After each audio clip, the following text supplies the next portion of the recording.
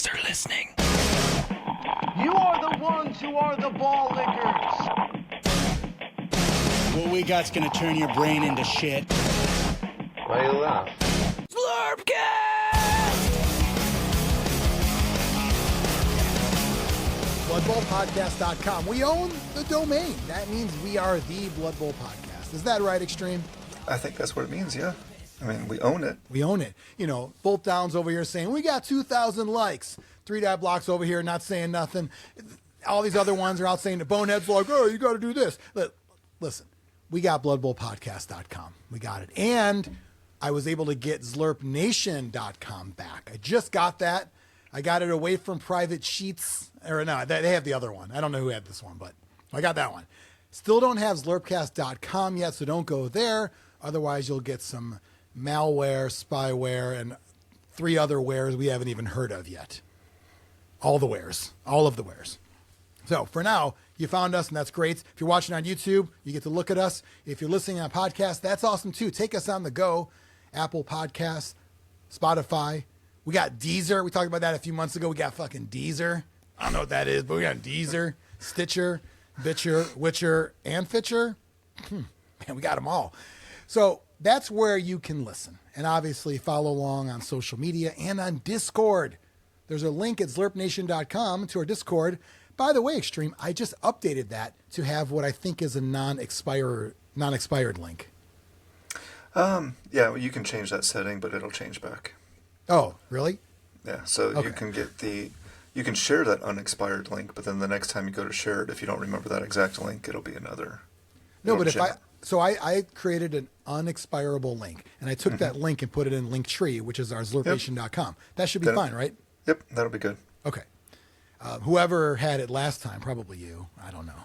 It was expired. Expired. Isn't that a commercial? Yeah. I don't know. The mother-in-law, right? Yeah. Or aunt or something. Yeah, it's like, it's a big house. Got to keep it clean. Good stuff. That's Xtreme. I'm Jonny P. I got myself a Taco Bell Pop. Even though I'm in Florida now, I still say Pop. And they do have the best Pop. And, you know, Xtreme, earlier, they asked me, what kind of protein do you want? I'm like, protein? Like, that's like it's some kind of high-end kind of thing. I'm like, I don't know. Whatever that thing that's kind of like beef is. Questionable Beef. Great band name, by the way, Questionable Beef. Also a good team name as well. Sure. Maybe like a Chaos Dwarf team, Questionable Beef. If you like funny names, I don't know. You know, I'll be like funny names. I like some kind of real names. Xtreme, you prefer real-ish names, right, of teams? Most of the time. Yeah. But I'm not a hard set on that rule. I'm flexible. It's hard because I want to be a hard ass about it, but it's going to make me laugh, and that's also a thing too, right? Mm-hmm. So, anyway, let's get rolling with the show. If you're watching the video, I have my my Z Team jersey on from Amorical Cup. I wasn't able to go, and I'll tell you why. I wanted to go. I lost my job when we were setting that up, and then I'm in the same boat again now. So with all these circumstances, and that happens to a lot of people. There was a lot of people that were signed up. Some people couldn't go to different things. Those things do happen. It's unfortunate at a team tournament, though. It impacts way more than just, I can't make it, odd man out plays or odd man out doesn't play. Xtreme, did you notice sort of like beforehand that scrambling of filling in teams and all that there? Yeah, for sure. And it was, because of the team event, it was a lot more stressful than normal because you have to fill those spots, but then still make sure you have 4 guys that are going to be an odd team out. Yeah. So there was a lot of juggling there that Sean had to do because there were several people with legitimate reasons for not coming to the tournament. And it's, as a tournament organizer, you always get irritated and annoyed when things change, but what can you do? Life is life. That's how it goes. So we're going to be covering Amorical Cup in the tournament graveyard, as well as a tournament I went to. It was the Bear Amorical warm-up tournament as well. Xtreme, do you have another graveyard tournament too? Second Sons. Second Sons as well. At Amorical Cup, but yeah. It's another one. It's great. So we got a lot of that to cover. We've got a Around the Old World. I've got a tournament coming up just in a couple of days. This Saturday, the 20th in Tampa. I'd love to see you there. We'll talk about that. And we've got inside the dugout. Xtreme's got some great league news. I have some not so great league news. And then back in the day, episode, what did I say, 19? Is that what that one was? Remember? Episode 19 from the old episode, the original. There's a clip from that. It's a Good Dwarf Bad Dwarf clip where Xtreme and I argue about running up the score and sportsmanship and all of that. So that's all coming up on Zlurpcast. It's going to be a great episode. Get buckled up. You're not going to want to miss out on this one. Xtreme, where should we start first? Ooh, so many choices. I think we should start at the graveyard. There's a lot there. All right, let's go into the graveyard. Brought to you by Ogre Guardian. When you're here, you eat families. You are tuned into the Zlurpcast. The Tournament Graveyard. All right. Tournament Graveyard. Inside the graveyard, we talk about tournaments that are somewhat fresh. We always say it's a graveyard, but it's like freshly dug. You know, Rob Graves, freshly dug graves as well as there. Because if we go too far, we won't remember what happens. And when we get to mine, luckily, it was all bad stuff, so I don't want to get into it. But I also don't remember enough to get into it. So, oh no, I'd love to talk about all my losses. Don't remember them. Doesn't count. Yeah, it might be a reoccurring theme we have. Well, do you have selective? Well, you have a better memory than I do, but you have the choice of turning it on or off. You can climb inside that drawer in your brain and be like, shut this shit. I don't need it. Well, I think we should start with, we want to start with the Amorical Cup. We kind of talked a little bit about it, and that is the big one, and talk about coverage of Amorical Cup from the Z team perspective. Are you good with that, Xtreme? You want to go backwards chronologically? I can do that. I just picked the biggest one. I don't know. Okay, sure. I didn't look at dates. I picked the biggest one. Okay. We'll start with the Amorical Cup. Yeah. So Amorical Cup is a 4-person team event. It is the North American Team Championship. And this year it was the largest Blood Bowl tournament in North American history. There were 304 people there. Wow, that is amazing. I actually thought there was only one before this. There was several before this one. I think at 2. I think this is the 3rd, right? 3rd or maybe even 4th. Possibly. I don't know why I just was kind of oblivious before. Do you remember the other ones? Like, were they also team tournaments and that kind of thing? Yeah, so the one before this was in Ottawa, and it got moved around several years because of COVID. So that one, it kind of held up the whole Amorical Cup process, waiting for a good time for the world to have a giant team tournament again. Yeah. And I believe they had just over 200 people there. So that was the first one that got really big. Before that, I think they were smaller Amorical Cups. Almost like we're newer to the team format. Let's give it a try, get people used to it. And then obviously with the Ottawa one getting huge, probably at that time the biggest tournament. And then now growing even further, there's enough people that are not only interested, but that also are comfortable and happy with a team format over this. That's what it is, right? You're worried about how your team is doing when you might text your friend, or if you're sitting next to them, how's it going, versus all about me, Yeah. So one of the things that, because it's Blood Bowl and Blood Bowl is a sporting thing and you have your team, I kind of wish that we would default more to calling them squads for the 4 coaches that are playing together. Yeah. And I say that knowing that I'm a bit hypocritical because my team was Z team. Not Z squad. Right. Yeah, but the Z team is a squad in a Amorical Cup. Correct. But just throwing the team in there adds that level of confusion. No, I think you're fine. No, first off, you don't have to do it again. First off, we created the idea together. Look at that awesome logo. Great job, Xtreme, with the jerseys. It's a playoff of A team. So, you know what? If you are going to denounce Z team, you are denouncing the A team, you are denouncing B.A. Baracus, and I will send him to your house. Yeah, good luck with that. He won't fly there, but he will drive a van through your fucking house. He'll do that. No, so I get what you're saying. And in BBTM.app, our wonderful app that we love, that it's called Squad in there as well, right? I believe so. Yeah. Yeah. Squad points. I noticed that because I had turned mine off for my tournament. So yeah, I would agree. A squad tournament, but I'll tell you what. While I was bummed that I couldn't go. It sucked. I was thrilled with the stories I heard, the turnout, all the rivalries and the jerseys and the pictures, because I would go to Adepticon every year, and I was so jealous of the 40K team tournament there, how all out people went.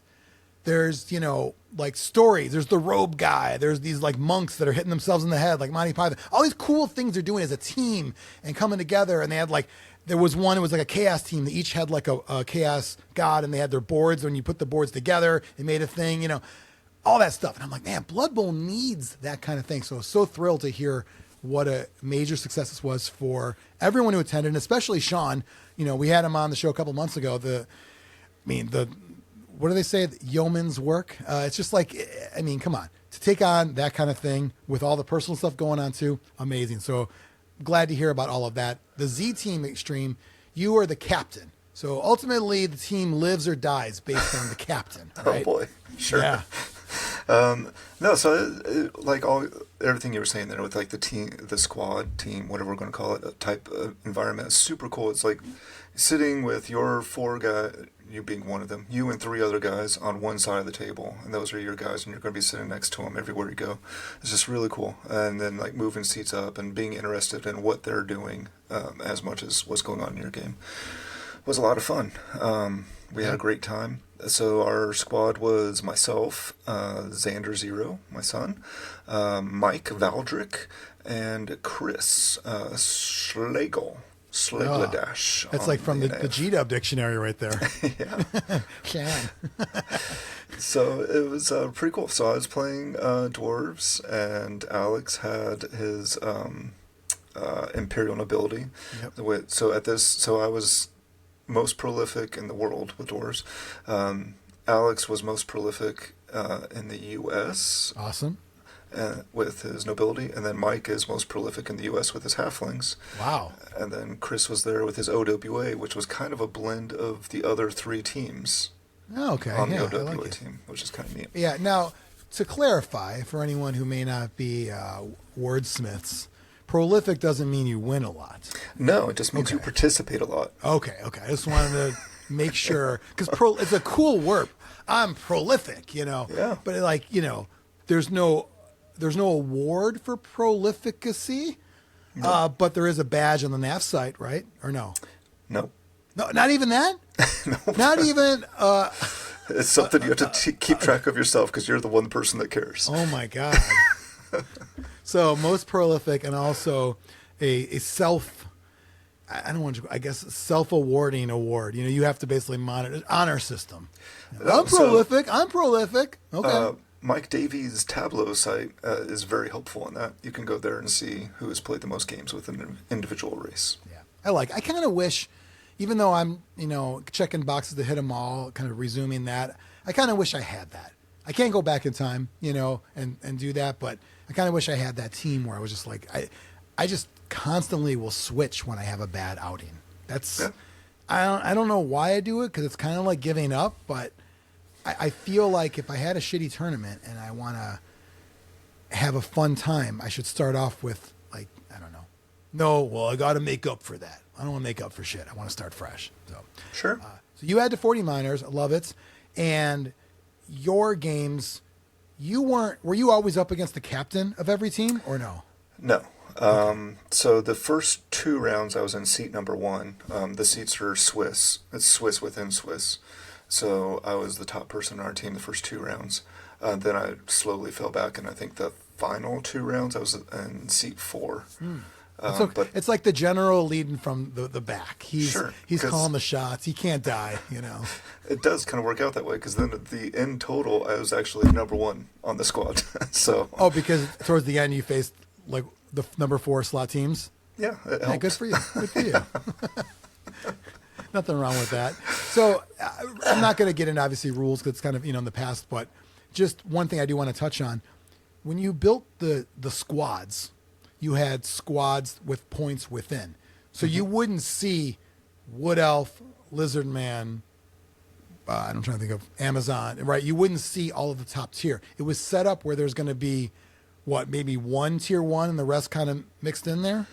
Roughly? Yeah, so I think the ideal. So anyone that took Snotlings were very popular because they were tiered low enough. They were only 1 squad point, so that allowed you to take one of those big ones somewhere else. And Snotlings weren't that bad because they could take Ripper, or there were I think 6 Snotling teams that had Ripper and Skitter. Should be Snotlings without a star if you actually want to challenge everybody. Yeah, or I think in retrospect, Snotlings would have been 1 tier up. They would have been tier 5 instead of tier 6, and that would have changed quite a bit.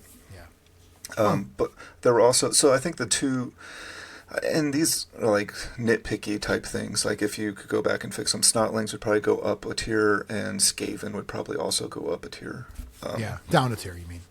Up. Because we were flooded. Oh, sorry, up. Yeah, sorry, up. Sorry, up isn't better. Yeah.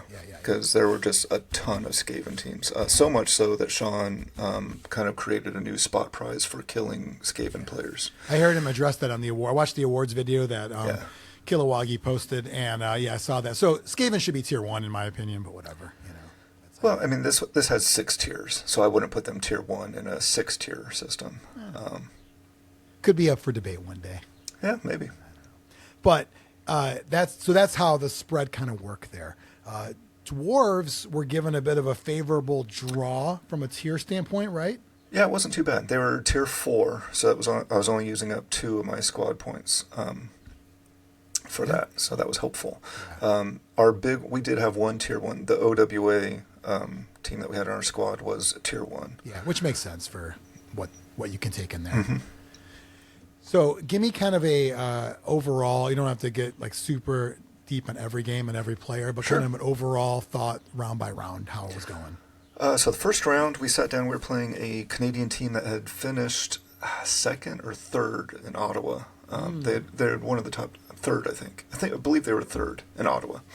And their team had stayed together and come to this as well, and we were playing them first round. So and Canadians, I mean, they look like us, right? They're they blend in. Like we don't really know unless they say something, right?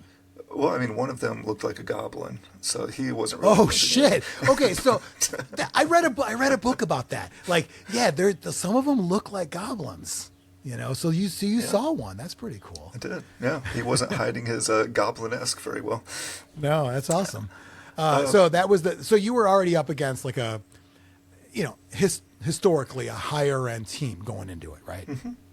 Yeah, and this matchup was put up weeks in advance, so you knew your first round matchup several weeks. So I was able to like research my opponents. Do you like that or no? Do you like that planning? I love it. Okay. I think it's great, and there were some complications throughout the tournament week, and the goal was to have your Sunday opponent up Saturday evening. Yeah. But we'll get to it. But yeah, first round, we got stomped really bad. Going into this, I thought it was going to be close, and we might be able to pull something out or get a draw out of it. But we went 0-4. All of us lost. Dang. So it was brutal. Well, as the Z team, you want to be listed alphabetically to start, right? Sure. Yeah, that was our goal. No, I think my game was probably the closest to not being a loss, but at the end of the day, close doesn't matter. It was a loss. As we're going to hear in the 15-year-old back in the day segment, hey, a 6-0 loss. Why not just lose quickly? And sure. A loss is a loss is a loss is a loss, right? Yeah. Couldn't even squeeze a tie in there. So at this point, do we go with the mindset? And again, as you as captain, you got to go in and you got to charge up the squad. You go in with like pressure's off, everybody. We ain't winning this thing all together, so pressure's off. Was that the pep talk? No, not yet. Was there a pep talk? There was not. No. Oh, what? You're the captain. Come on. So my game was pretty. It was one of those rough games that stick with you. So I finished in like an hour. So I went up to my room and like laid down for a while. Collected so you myself, were in a mood. Had a beer. I get it. So I came down as the rest of my squad was finishing their games, and I was like, all right, I need to mentally reset, put that behind me. It's one game of 6. Like, let's get this back. Not only one game of 6, but one game of 24. Your game only, if you think about it, because your team is going to be doing, So it really, granted, the rest of the squad lost too, but this is a good, I guess, thing about just the mindset of it. if you're dwelling about one loss that you had, the big picture says there's 23 other games that are going to happen, whether they're yours or your opponent. So, in other words, a loss in a team tournament, I guess I never thought about it, philosophically isn't as bad as it normally would be because you have other opportunities to make up for it with your team or yourself, right? Yeah, I mean, you can only control your games, but for sure, all 24 games do matter. Yeah. But so I was able to kind of mentally reset, and that kind of factored into the squad setting too. It's like, even if I had won that game, it doesn't matter. Like, the other 3 guys lost. So either way, we lost that round. Yeah. My one game that was close, it doesn't matter if it was close. And that's how it worked too, right? You would win or lose the round, right? Yep. Yeah. It wasn't a Yeah, so, we had 3, 2 wins, it's high a lot. It was the round was scored as a group. Yeah. correct. Yeah. Yeah. So it's a team event. So you're just looking for more wins than the team that you're playing against. Yeah. And if you end up, so draws are good in a way, early. Like if you're one of the people finishing early and you tie your game, you could tell your other guys, hey, I tied. So, would you say that a draw essentially is the same as a loss because it's not a win, but it stops your opponent from getting a win? Right. Yeah. So Right? then It's you're not just a depending. draw on a draw on paper is not worth anything because you're counting wins, but it does stop your opponent from a win. Yeah. So then your squad needs fewer total wins Right. to come up with the whole thing. Okay. I like that. Was there any, in general, any complications with that? Like as far as, because it seemed like an easy enough way to score each round. Just overall. No, I mean, BBTM does everything for you automatically now. I can't say enough about how great BBTM was and how it made this weekend. I mean, this is the largest tournament I've ever been to, and it ran so smoothly. And a lot of that was Sean, a lot of it was BBTM. Yeah. We were ahead of schedule the entire weekend, which was amazing. Which, come on, I mean, big tournaments, there's always the pissed off guy behind a laptop collecting game sheets. Yeah. Like that person's obsolete now, basically. Right. I mean, historically, I had followed from a distance the older World Cups where they're like, okay, we have like 4 different people collecting results and putting results into the computer to like networking them together. It's like, oh my gosh, that sounds like a nightmare. Now it doesn't exist anymore. This app just does everything. Yeah. So Sean Huberman did an amazing job and has done a great thing for the community by sharing it with all of us. Yeah, and you tested it essentially so it scales up to a gigantic tournament with squads. So it's almost it's reached its capacity as far as you've tested the biggest thing you could test right now.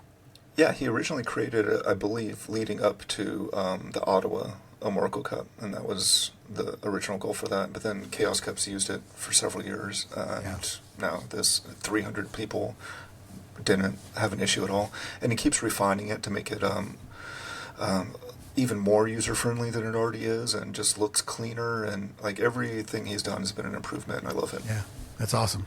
Love it. So round 1, that was in the past. Fresh start. Who do we have for round 2? Round 2, we had a squad called 2 Ogres and 2 Snots. Okay. Everything that went wrong in my first game went right in my second game, and I was another very early finish, and I was like, hey guys, I won, and think Mike was finishing at the same time or just after me in almost every game. He tied, and then Alex and Chris both won, so we dominated this round. Was it so? Was comeback for us? Ogres and Snotling teams? Was that? No. So they had. Let's see here. There's one. They had no ogres or Snotlings. I went by the team name, Ogres and Snot.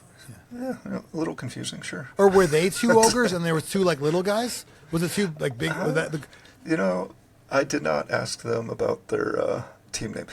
So something else we should talk about with team events is the tradition of a lot of teams bring gifts to give to all their opponents. Right.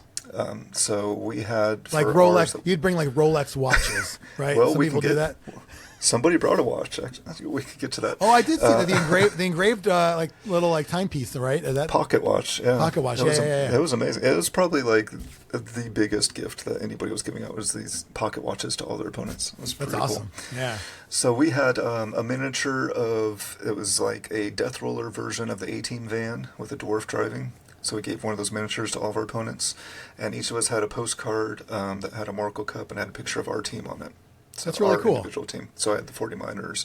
Everybody else had their team. And then, I had my normal 40 miner stuff I was giving out as well.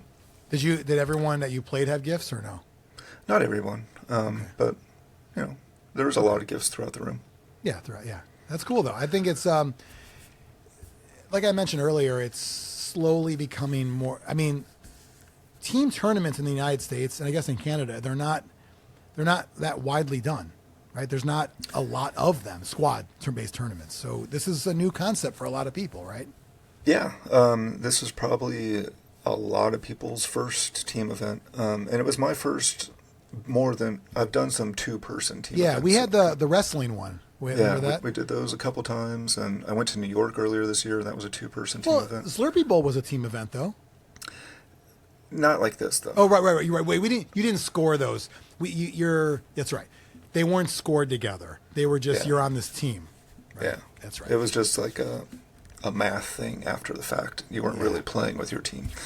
So this is the biggest, like more than 2 people. Having 4 people is the biggest thing I've participated in. I know World Cup is 8 people.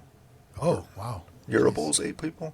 One of them's 8, one of them's 6, I think. But I don't know. That's pretty great. I've never been to one, so I don't know. I'm talking out my ass here. That's okay. All right. Well, that sounds pretty cool. It sounds like round 2 went well, and you were able to, feel good about as the game progresses. At this point now, is it like a lunch break? Or Yes. So we had a lunch break after round 2, and since I finished my game early, I had a huge break. But yeah, so I don't remember what we did. I think everyone just kind of went on their own for lunch. Was there like food there or no? There was like a catering thing that you could buy stuff from right in the hallway. Oh, cool. And I mean, there's places to eat close by it as well. Yeah. And they had like their own little restaurant type thing that hotels have in the lobby if you wanted to go get fancier food. And then you say, listen, I spent all my money in the tournament. I'm going to McDonald's. I went to McDonald's every morning. Yeah, and then you forget McDonald's isn't cheap anymore. Then you forget that. Well, like, wait a minute. Yeah. It was cheaper than the hotel breakfast. Totally. But I always forget sometimes, and it's just like, $12? Okay.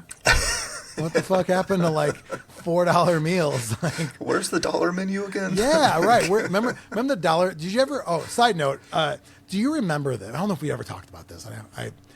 There was an online McDonald's marketing thing called the Dollar Menu. I'm saying it wrong. Like millionaire, but dollar menu. Do you know what I'm talking about? No. Okay. It sounds familiar. Okay, so it was before things, before social media and all that. It's probably like mid 2000s. It was an interactive website at McDonald's. Like to go to the main website and you click it there, and it was basically like a guy, almost like kind of like a burnout looking guy. Like what was the guy? Todd and Beavis and Butthead. Kind of like, hey man. Like, I'm a dollar millionaire and I'm going to share some of my tips with you, how to save some money. And he's got all these like little like hacks of like, you order this, then you order a McChicken, but then you take the McChicken. And he was like, it was hilarious. And you click different things on the website. And it was all about saving money. I thought it was cool that McDonald's had that because they sell other things, but was a little dollar millionaire. Like if you want to live the dollar, he was acting like a millionaire, like a Cribs kind of thing. But dollar millionaire. I forgot about that guy. So makes sense. Save some money, do what you got to do because you got round 3 coming up. And who were you paired against in round 3? So we were playing the SoCal Wildfire. And this round, I needed to lean on my squad mates to save me. I got beat pretty badly, but they picked it up. And with Mike actually beating a dwarf team was the big win of this round with his halflings. Did Mike have a star player or no? I don't think so. No? I thought Deep Root? No? Actually, I could look at his roster, huh? All right. It's on here. BBTM has rosters and stats. So no star player. Oh, wow. Good for you, Mike. Yeah. Yeah, so Alex and Mike won. Chris tied, and then I lost this round. So as a squad, we won. So we're 2 wins and a loss at this point, feeling pretty good. And for you, someone who, and I don't mean this in a negative way because I'm the same way, but like someone like you who sometimes will take a loss kind of hard, you don't feel as bad because your team won, right? Yeah, for sure. And thankfully, not to spoil it, but that was my last loss. So that's great. Yeah. Things turned around from that. Because this was also my last time sitting in seat number 1. So I got bumped down and started winning. Did anyone ever say, I'm the captain now? No. Oh. I would say that right now. Someone should have said, the moment the captain lost their first chair, like, I'm the captain now. Okay, so that was a good round. Yeah. You know, it worked out well for the team. At this point, are we looking at standings? Do we not care about that at the moment? Like, how does that all, like, what's the mindset? Not really, because we saw what tables we were sitting at. So this round we entered sitting at 97 through 100. Oh. So we knew there was a long way to go, and it was way too early to even consider any kind of miracle for us. So 304, that means 152 tables, right? That sounds right, yeah. And so then you're in around 100. This round. So then we win this round, we're going to move up. Okay. So that's, good enough reality check. You don't need to dig in any further. Yeah. So after this round, we would end up on tables 61 through 64. Okay. So we did move up. That's great. Go in the right direction. So this is round 4. And I mean, I've mentioned this on the show before too. 4 rounds for me is a lot of Blood Bowl. It's just, because you're already trying to play fast and timing, that kind of thing. Were you guys exhausted at this point or feeling good? How were you feeling? I was feeling great. A lot of that was that I finished all my games so early that I was going back to my room, chilling, having a beer, resetting, coming back down. Yeah. So I felt like I had a break in between every game. You rub one out in there or no? I did not. No. I'm just asking. So you were able to get ready for round 4 and, you know, a little more hyped up.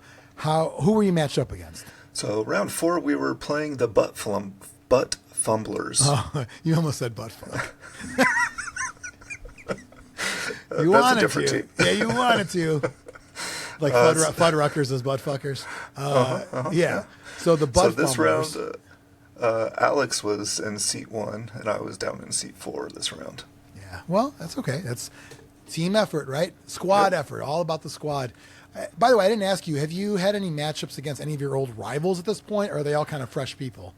All fresh people in Amorical Cup. Yeah.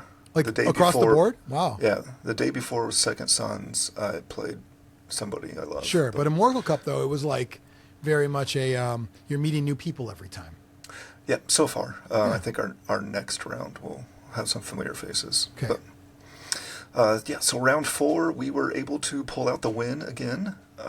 Alex in seat 1 drew, and then Chris and Mike won, and then I drew my game as well. So 2 wins, 2 draws, we win. That's great. Love it. Keep the wins coming. Yep. So we end the first day, and we're feeling pretty great right now. We're 3 wins and a loss. Everything's looking good. As good as I could have possibly expected from our squad. Were you surprised that there was no draws for any of your rounds? It seemed like that would happen, like, half the team won, this one, it seemed like that would happen often, but maybe not. Yeah, I don't know. I would have to look at the total tournament, see how frequently draws happen. I know, we'll get to a draw, but yeah. Sounds great. So you're feeling good after day 1 at this point. What time is this? Like, what time do the games wrap up? So they wrapped. So that's another thing I loved about this tournament. It works very well for me personally. Every day we started pretty early in the morning. So we got done. I think it was like 7 o'clock after 4 rounds. Okay. So it wasn't like super late like a normal 4 round is, because every morning we were starting. I think we're starting game 1 at 8 o'clock every day. Yeah. Wow. Even Sunday. So I got home after a 4-hour drive at a reasonable time. So the assumption was everybody's in the hotel where it's occurring. Why can't you start early? That was one of the things that factored into it. So the day before Second Sons started that early because they needed to get some people to the Tigers game, and there was a night event as well. So that was kind of required. But then Saturday you have 4 games, you want to get them in, so you start a little bit earlier and everyone's there already anyway. And then Sunday, you've been used to it for 2 days. Why would we change it now? Right, yeah. Just, well, especially with Sunday being the go-home day for a lot of people. Some people probably stayed, I'd imagine.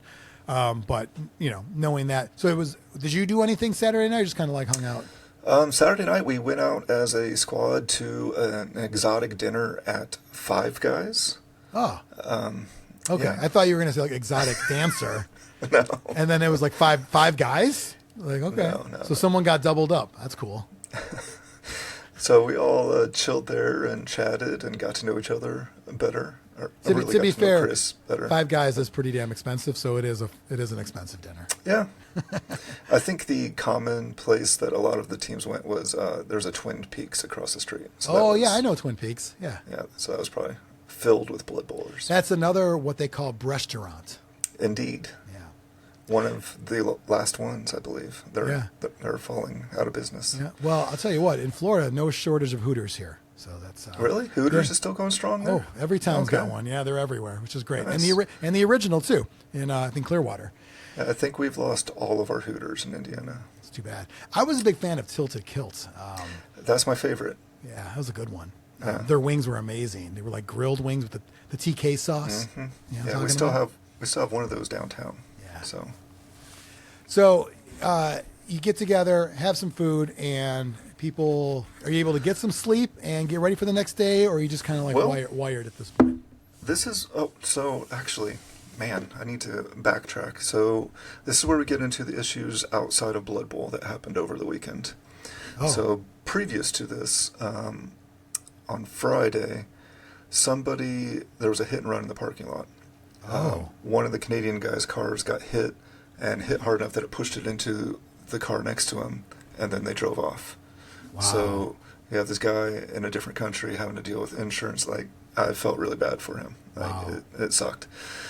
So that was one of the issues, completely unrelated to Blood Bowl and out of anybody's hands. No cameras in the that can even see. I don't think so. At this point, it's side note, like you're like, oh, there's cameras. Like they can't pick up. They're not gonna pick up license plates anyway. Whenever you see a camera, it's always far away. I mean, that's what I did for a living for a long time, and people always expected that. It's like, that's just not going to happen, man. Like, I'm sorry. It's almost worse because you're just going to see it. You're going to watch it happen and can't do anything about it, I mean, now we're getting way off track, but for a while I was installing license plate cameras at places, and when they would ask about it, I'd have to be honest with them. I was like, well, it's better than nothing, but good luck. So what news do you have for us? They had a license plate. Right. Okay, anything else? That's all we can confirm right now. Well, the problem is they also had brake lights that blinded out the camera, so... Yeah. So, that sucked for them. Yeah, obviously. So that was earlier. So then Saturday after we got back from dinner, we walk into the hotel, and there's some commotion around the elevators, and apparently there was a power outage in the area. Oh. And they were on backup power, so all the lights were on, but the elevators didn't work. Wow. So we were on the 3rd floor, but Mike was on the 6th floor. I was like, sucks to be you. Yeah. I don't know. I wish I could do something. Yeah, that sucks. So the next morning, we were kind of hoping we'd wake up and everything was back on. That was not the case. Elevators stayed down. So was power off in your rooms, too? So we had lights and power in general, but the TV didn't work. So because it's cable, maybe? Or whatever it is. Something. It Internet? was it was selective, what the backup power was actually powering and what it wasn't. Was interesting. And then somebody did mention, I think I talked to somebody and they said the power went completely out in the middle of the night. I was asleep, so I didn't notice. Wow. But they had their CPAP machine went off, so I woke them up, and I was like, "Oh man, sucks." Man, this is it's pretty crazy to have all that going on, and then I'm not done yet either. Oh, okay, yeah, wow, shit. So Sean had a black cloud over him this whole weekend. For real, and he handled it great. Yeah. And I mean, it really didn't affect the tournament at all, even though all this stuff really could have. And it didn't. I was very happy too, because I thought we'd get down there Sunday morning, the elevators were still down. Yeah. And I was like, oh man, there's going to be so many pissed off people, sweaty gamers that had to walk 6 flights of stairs, going to be upset. No, everyone had a great attitude. Everyone was really cool, understood that it wasn't anything to do with Sean or people running the tournament. Also, I would say it's probably up to a team captain to carry people if needed. Like literally. Sure. You would have to put Mike on your shoulders and get him up to that 6th floor. That's your job. You got to do it. That's what I signed up for. Yeah, that's right. It's like in the seat in the airplane. Like, are you prepared to do all the things? Like, yeah, of course I am. Like, fuck no. I'm not helping anybody. So there's one other outside story that affected, and I think I missed it. I think it was day 1. Okay. We were so far ahead of schedule, and we were just, getting a good break, but then starting the next round early. But we got to one break, and Sean's like, we're taking a real break because somebody has to deal with something that is out of their hands. There was somebody that I think it was day 1. Somebody puked all over their car. Oh. So they had to go out there and deal with that. Somebody puked inside their car? No, on the outside of it. Like somebody was drunk walking by, found their car and puked all over.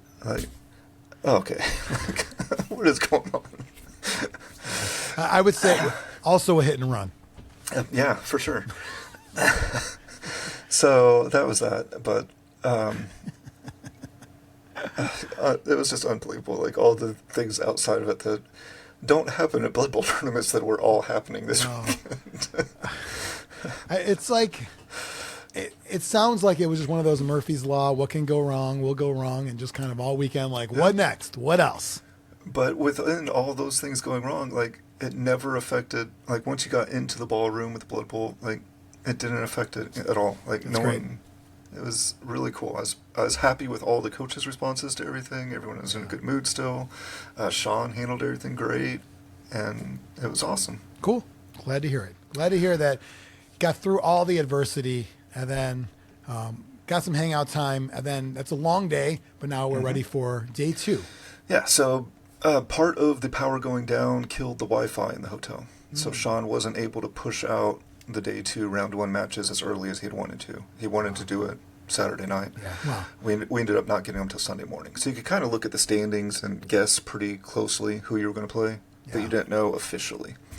So we were pretty sure we were going to play the Rocky Mountain Renegades, Brian Two's team, and we did. That's who we got matched up with. Who probably a really good team because he's really good. So he put together there were people that put together super teams, in my opinion, where they just collected people that maybe they didn't even know that well, but they knew they were good. They weren't friends per se. Right. And then there were people that made regional teams that were also good, but you could tell there was some regional bond there and it made sense. And that's what I would say Brian 2 had. It was all guys from Utah and Rocky Mountain, but they were good. It kind of worked. An all-star team, not a super team, so to speak. Right. Yeah. That's a good way of putting it. Yeah. Okay. So I'm still in seat 4 at this point. Alex is still in seat 1, so he gets the joy of playing Brian 2. Good for him. Chris is playing JJ2 in the second seat, and Valdrick is playing Lon Chaney, the third, who I didn't really get to talk to. I don't know him that well. But down in the 4th seat, I got to play Squigmeyer, the man that has made all the awesome pitches and things that we see everywhere.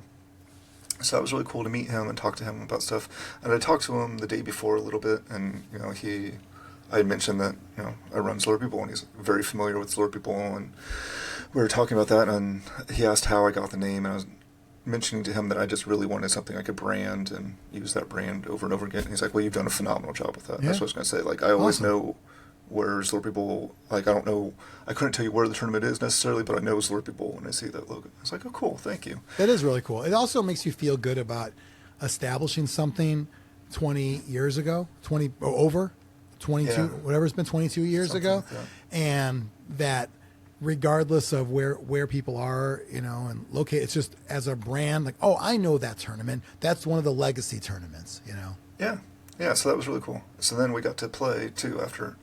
So we got to talk some more, and it was a lot of fun. Yeah, that's cool. So I know he does a lot of the custom play mats. Mm-hmm. Was he involved in that for this tournament? Yeah, so He did the Amorical Cup, Matt. So everyone that played, a part of the swag kit was unbelievable for everybody, and part of it was a fully custom Amorical Cup pitch. Wow. That Squigmeyer did. So he had the pitch and his little reference mat that goes along with all his pitches. So we got one of those. Is that what this is? Awesome. Yeah, but cool. they're rectangles now on the newer ones. Also, when things change, it becomes a mouse pad. Correct. Which is awesome. Which is great. I still need that too. Yeah. You know, it's all good. Yeah. So it was really cool playing these guys. And this was a very close round for our squad. I think one of the, if not the last match, I'm pretty sure it was confident it was the last match. The last match was table 1. Brian 2 and Alex were going down to the wire. Okay. And it was unbelievable. Alex actually got pitch cleared, but was still winning the game. So Brian was charging down trying to decide, could he push for 2 touchdowns in the win, or can he just get the 1 in the tie? And there was some debate over that. He ended up going for the tie. So he got the tie, locked that in. So this is, the debate was whether to use go for it to get more movement. Was that, just to break it down to like what he's actually doing? Yeah, because he had the ball so far back, he would have to like really push and do go for it or passes or something to get 2 touchdowns. Or just try to get the tie and not risk. I mean, he wasn't going to get a loss though, right? No, because Alex had nothing left to stop him, so he was not going to get a loss. So why? I'm just curious. Why wouldn't you try for the win then? Because if you fail, I guess if you go for the win and fail, then you have to start picking up the ball and rolling other dice just to get the tie. Okay. He was trying to get the tie first, and then the. Okay, got it. So he ended up getting the tie, and then on the kickoff, I think Alex had 1 player to set up. So it just. But that was Brian's 16th turn, so he didn't have any turns left either. Yeah. So wow. that game ended in a tie. If Alex could have held off for the win, we would have won. But as it was, that swung it the other way, and the Rocky Mountain Renegades won. Yeah. Which, what do they say? You can't hang your head. Is that the right word? No, for sure. They're a great team, Yeah, and tying Brian too is like a win. Yeah. Yeah, he's in that category, I think, where, it still makes you feel good just to pull off a tie. Even if he's playing Snotlings like he was in this case, it's still Brian too, and that means something. I will say, just a side note, I try really hard now to get the old mindset of, you're playing half. Like I try really hard now to get that all out of my head, because I don't feel that's really a thing anymore. And I know things like Stunty Cups further keep that mindset going, like, they're there for fun team. But like, we're at a point now where people win tournaments with those teams. They can dominate. I don't know. That's just kind of, I'm trying to unlearn that part of like, he's only playing halflings, only playing snotlings. Like, they're all fucking good. Everything's good. It's much different than it used to be. Yeah. It used to be for fun teams. Now they can compete, but they're still at a disadvantage. They're not as good as the other teams. But I think once you have stars, it doesn't fucking matter. That's still my opinion. It doesn't. None of it matters. Even tiers, they're getting so many skills to work with that they could do some crazy things. Tiers as well, and money, if that's part of the tiers, and stars, you can just cancel out whatever your weaknesses are. But it's about the coaching, obviously, and the matchups, and some luck, as we always say, all in there. Now, I personally still think it's 99% luck and 1% skill, or no, 1% skill, 1% luck, 98% dick, or what was it? I don't know, whatever. We had the playbook. It was a lot of dick. There was a lot of dick. A lot of dick. All right. So this round against the Rocky Mountain Renegades, we were at tables 33 through 36. That would be where we peaked, because we lost here and we only have 1 round left. Yeah. But still, getting up to table 33, we were pretty happy with that. Yeah, that's pretty good. Got to mingle with high society for a little bit before getting that reality check. Like, get the fuck out of here. Yeah. Your place is down there. So then we dropped down to our familiar 61 through 64 tables, where we were in that range most of the weekend, and that's where we would finish up this time, which is still pretty good. You're still in the front half of the room, so we're pretty happy with that. It's that middle of the pack area where you got people that are still trying really hard, even though it's like, hey man, like, it's no use. right? Yeah, so I guess something I forgot, I kind of glazed over a couple rounds back. I was doing really well in casualties as an individual. So Sean was kind of making his round updates and keeping track of where everyone was. And I was in the lead for casualties for several rounds, and then Beef Hammer went off on, I think it was his round 4 opponent. Was playing Snotlings, and he had 13 casualties in that game. Oh, shit. So as soon as that happened, I was like, I know he's not going to let off the gas now. This is Beef Hammer. This is what he does. Like, that's his award. You know, I love casualty awards. I've won at least one recently, maybe in the past as well. But it's fun. I think it's something that it's Blood Bowl, right? It's something that is all part of it. And I also like that more and more tournaments are counting more things. I was never a fan of blocks only. My personal opinion on that is anything you cause. So blocks, fouls, secret weapons, stabs, and crowd. Not dodges, go for it's, and, self-inflicted. So something I'm seeing more of in the tournaments I'm going to in my region, just for simplicity's sake, because it's always a question, like what counts? What casualties count? Yeah. And you always have to define that. To just stop defining it is whatever's in the casualty bin counts. Been this default that's coming up. And I'm okay with that too. Like I mean, you did something to cause them to have to dodge when they failed. Whether or not somebody had tackle or not, they still were, there was a player there that caused you to do a thing. So, that's an easy way to go about it, too. You just got, keep an eye on apothecaries in regen, but otherwise, So, at Amorical Cup, the rule was if it caused a star player point, it counted. So, if you had armbar and they fail a dodge, that would count. Or if you had lethal flight, I think gives star player points. If you had a skill that out of the normal would give you a star player point. If you caused something that caused a star player point, you get it. Yeah. So fouls would not. Interesting.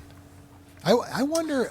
Now I'm thinking about for simplicity, because I totally forgot about armbar and how that gets you. I wonder for simplicity if maybe the new way is just fuck it, everything. I'm seeing it a lot more often. Just count up whatever's in the casualty box or keep track of it throughout the game. That's what counts. You know what? I think I'm going to do that for my tournament. I could change it. It hasn't happened yet. Count it all. Done.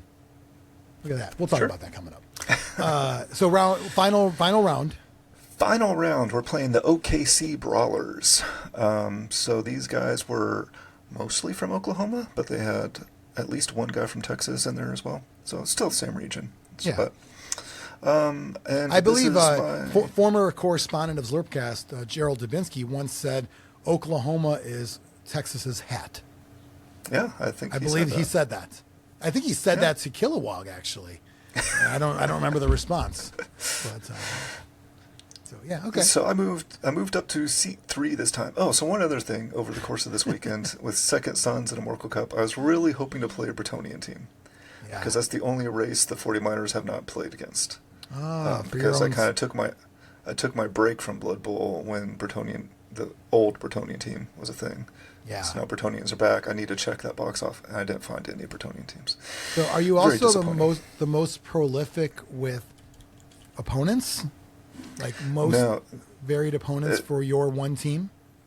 No, there's I think 4 people that have hit all of them. So I'm trying to be the first in the U.S. to play every race with the same team, with one team.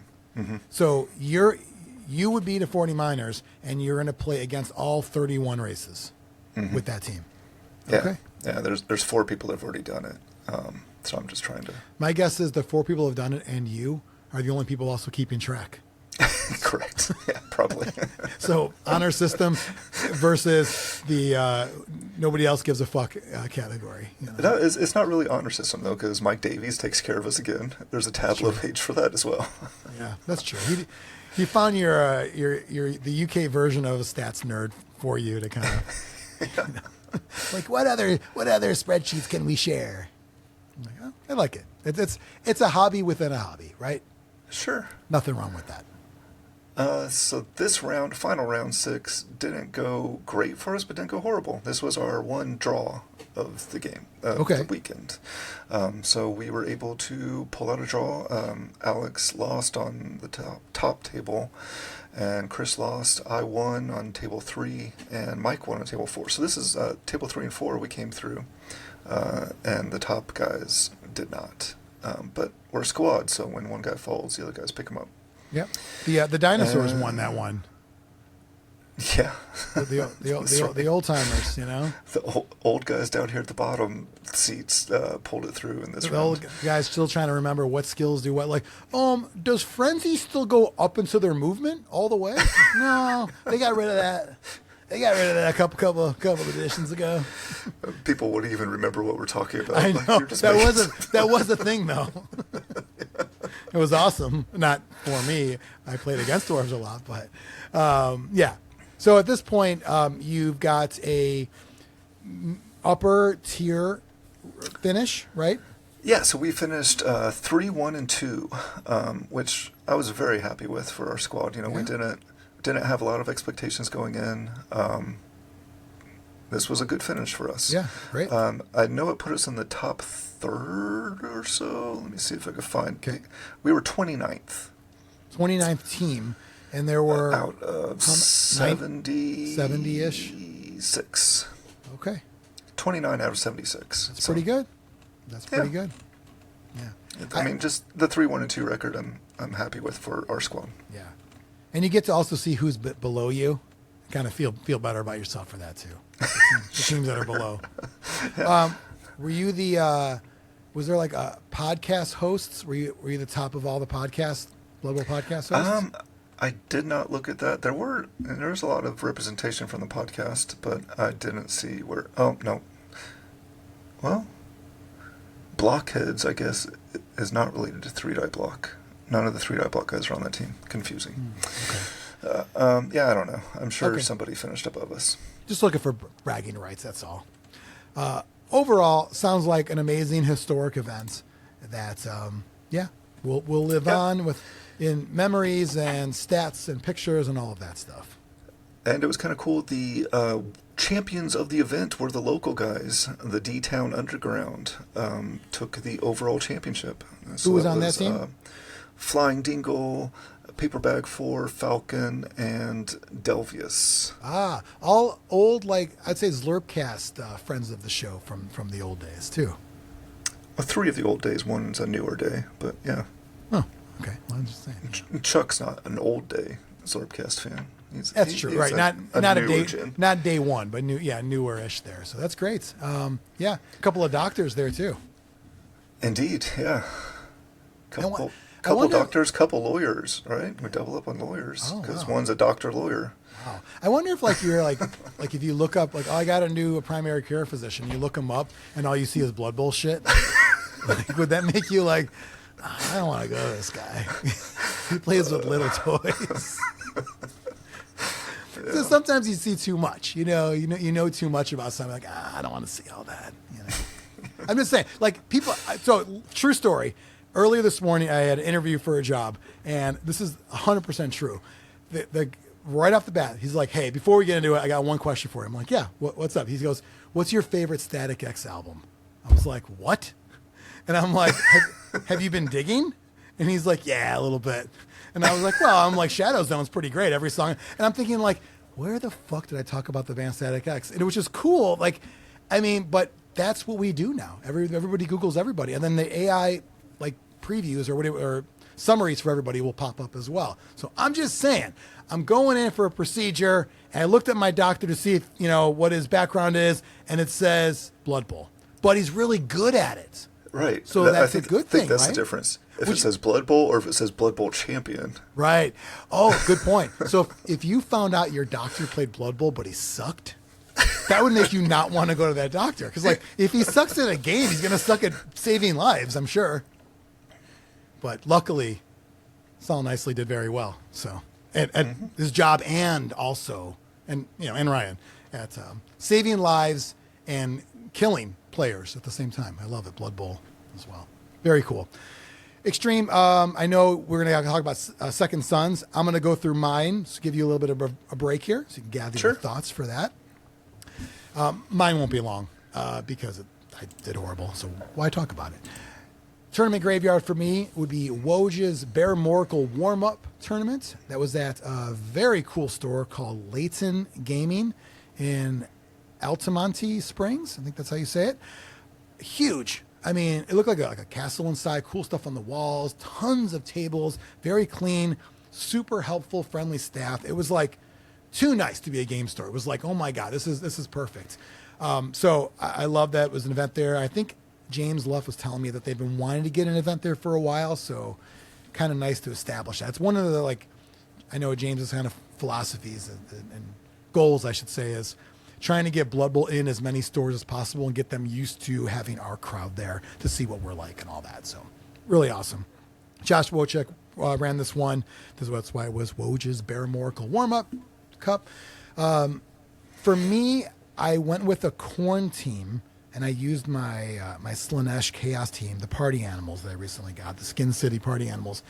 Yes, I know it's not corn. There's no Slaanesh team right now. I thought it's a good substitute right now. Lore-wise, they slicked back all the horns. You know what I mean? They pulled out the comb, slicked them back, and they got a little angry though. You know, got that frenzy going. And I learned that I don't like a whole team with frenzy because that's what I had. I chose not to take any. I forgot what their Pestigors or the Beastmen are called, whatever. Blood Seeker, whatever. Only because I didn't want to have to say these two Beastmen are actually, you know what I mean? I just didn't want to do that. So for ease, that was a choice.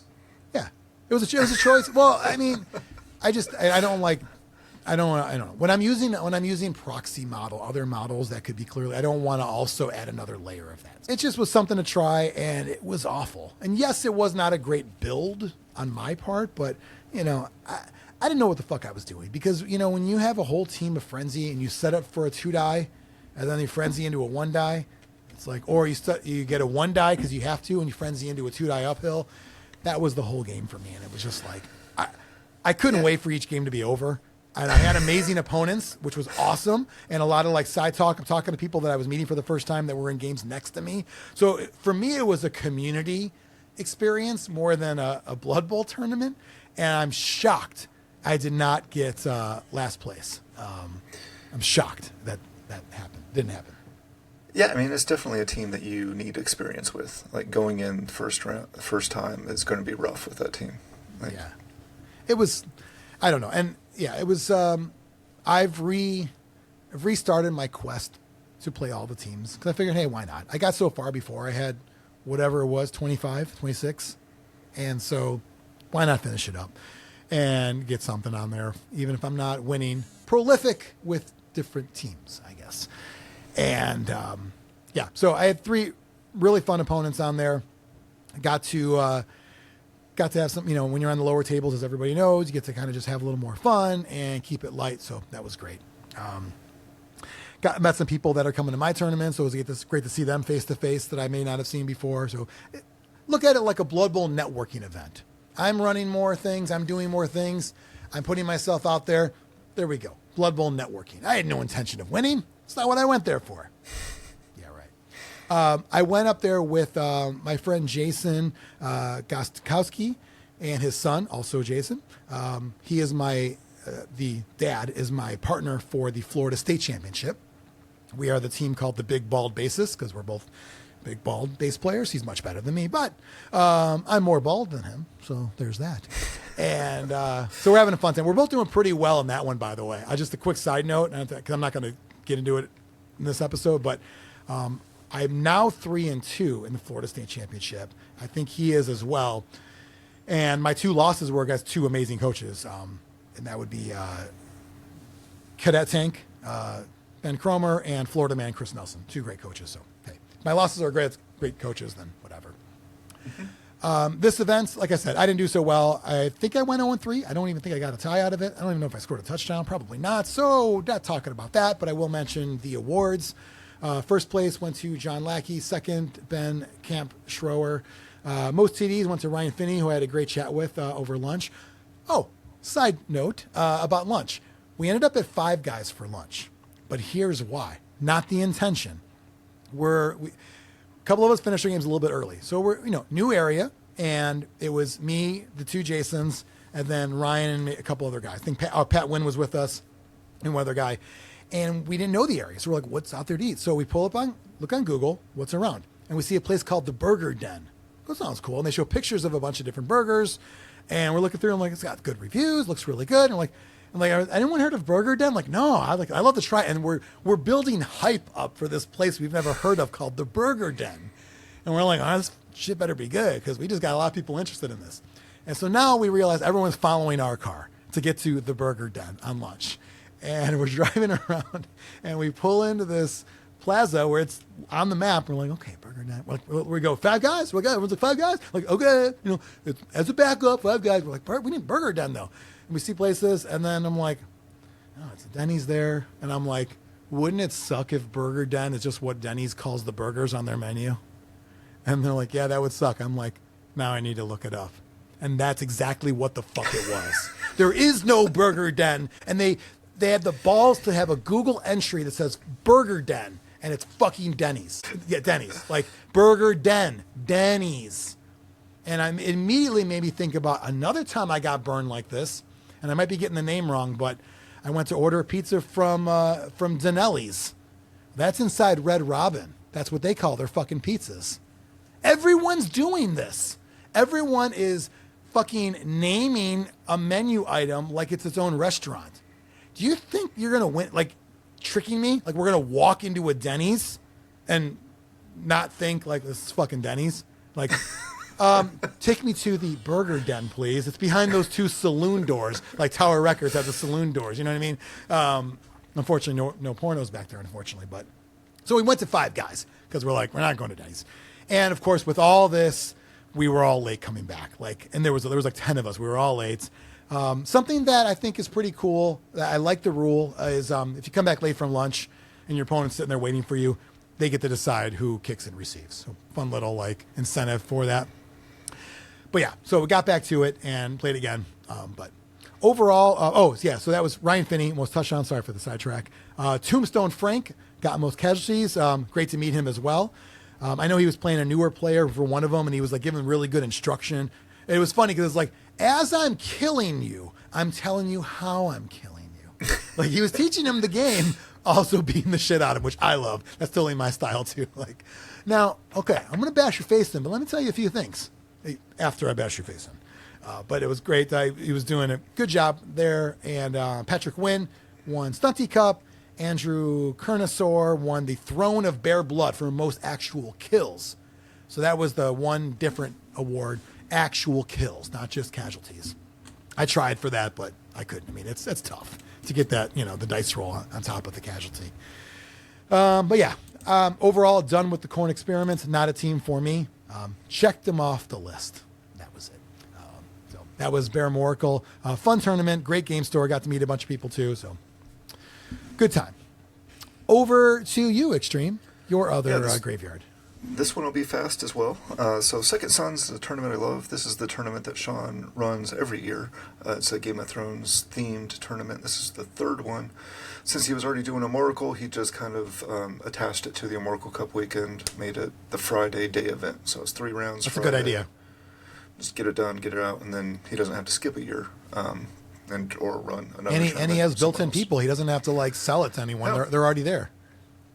So this was his largest turnout for this event because they're already there. Yeah. I believe it was 68, I want to say. Whoa, that's huge. So, yeah, for a 3-round tournament is a huge... And I commented on him, too, because we're standing back after one of my games and looking, and I was like, it looks like a small tournament in this room because there's so many tables set up for tomorrow.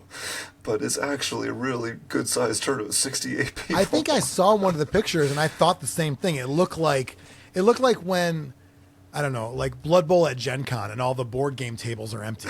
You know what I mean? Like, oh man, no one showed up. Like, no, look closer. That's a zoomed out shot right there. So the tournament was great as usual. My experience wasn't as great. So I went in, I'm still testing different things with dwarves to find my happy place. And this was my eye gouge test, which going in, I was like, this is a bad idea. This is dumb. And it was a bad idea. It was like we went all in on David S. Pumpkins, We went all in on eye gouge. Yeah, and it was just as bad as I expected it to be, but I've confirmed that now. Was it like you bought a bunch of eye gouge rubber bands from our sponsor, Charlie Victor Products, and you're like, I got to use them? What was the reason? That was part of it. Okay. Yeah. So when these rules dropped, I didn't completely absorb everything, and I thought eye gouge might be a thing. So I was placing my band orders. I was like, give me 6 eye gouge bands. Yeah. I think I might do this. And almost thinking like, is that even going to be enough? Because I'm an eye gouging machine now. I'm gouging eyes 2 at a time. But then I think before the bands got to me, I like really absorbed the rules. I was like, wait a second, this isn't nearly as good as I think it is. This is bad. Just confirming, because that turns off their assisting ability, right? So they can't offer offensive or defensive assist, which sounds good. Yeah. But the part that they still can do, they still have a tackle zone. Of course. So they still cancel assist. Yeah, So okay. they can't offer assist, but they can cancel assist. So you're not really doing a lot. Really, the only thing you're doing is turning off guard if you hit a guard. Yeah. It's rough. Like, you have to push them in a direction where they're not going to cancel out the assist that you want. Like, it just is not as useful. I don't know. as Turning it off sounds. guard sounds good. I guess, is this one of those deals where it sounds better in your head than actual in the game? Probably, because, I mean, there's less guard in the game than there used to be anymore. Like, people don't go to guard as much, and I have defensive. I don't know. already I built in. still seen lately. I've seen guard. I've seen teams with four or more guards. I've seen it. Yeah. So, but I'm seeing 2 be kind of the standards. okay. I played one. I forgot when or where, but it was like all they did was cage up, and it was always a 4-guard cage. I'm like, Yeah, I mean, and that was boring, even though it was good. I'm like, boring. I was trying to like get him to change it. That's the game I love, and that game's no longer an option for me. Yeah, that's true. Well, you gouged some eyes. You know, if the Three Stooges taught us anything, it's that when you try to gouge the eyes, all you got to do is put your hand right here. You can't see if your podcast. Put my hand up to my nose. You get that gouge. Your fingers can't get to the eyes. It's so simple to block a real life eye gouge. Completely safe. Yeah, but in Blood Bowl also you can block it as well too. Just Yeah, so I finished with 2 draws and 1 loss. okay. But who did have a good day was Brian too. He won with his Historical team. So I think this is his 22nd NAF trophy tournament win. Wow, Which is amazing. that is really good. I tell you, when you start to look at the NAF site and you really start to notice how many tournaments the good players have won, I don't know if it makes you feel better or worse. Because you know what I mean? Because sometimes it makes you feel worse because they're so good, but it's also like, well, it's not me. They're just, they're doing things that attribute more to wins. They're taking less risks or more whatever their style of play is. But it also just reminds you that those players are out there. Like when I played Chris Nelson, Florida man, I think he has 28 tournament wins, and he hasn't been playing forever. And it's like, man, that's a lot. So those people do exist. They're out there. Yeah, and I think it's reassuring in a way because it shows that it's not luck. Like, there's something there that's achievable, and you can, maybe watch their replays on Fumble or online or whatever, and like, okay, I can learn something from this. I can try to be better than I am, at least, if not.